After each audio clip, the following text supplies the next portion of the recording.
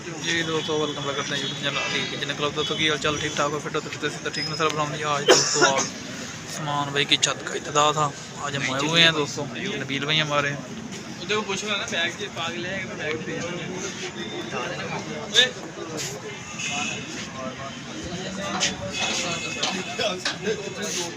ये बस भट्ट साहब आए हुए हैं जी।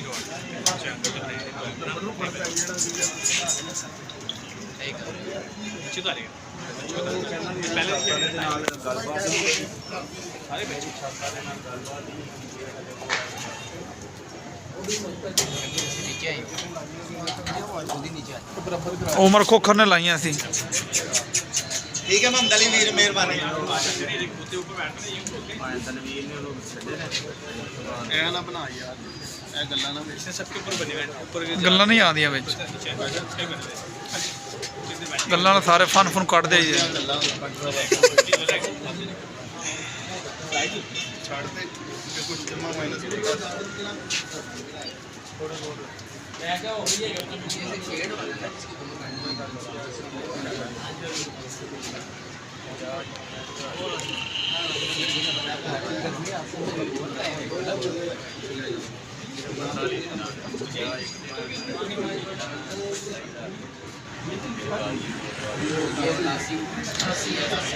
ये दोस्तों आपको अपनी छत दिखाते हैं। ये मुनार के पीछे आपको नज़र आ गई लाल रंग की हमारी छत है दोस्तों।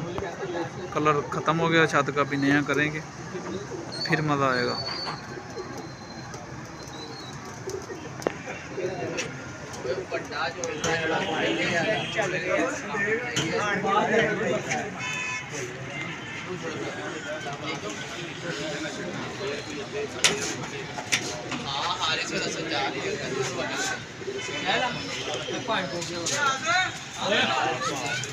रखे तुसी छोटे छोटे रखे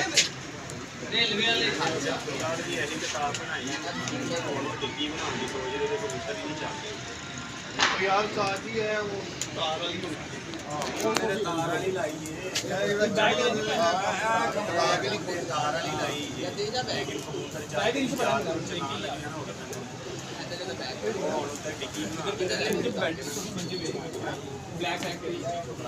ले दोस्तों एक कबूतरों का शौक शौक भी हो रहा है इधर।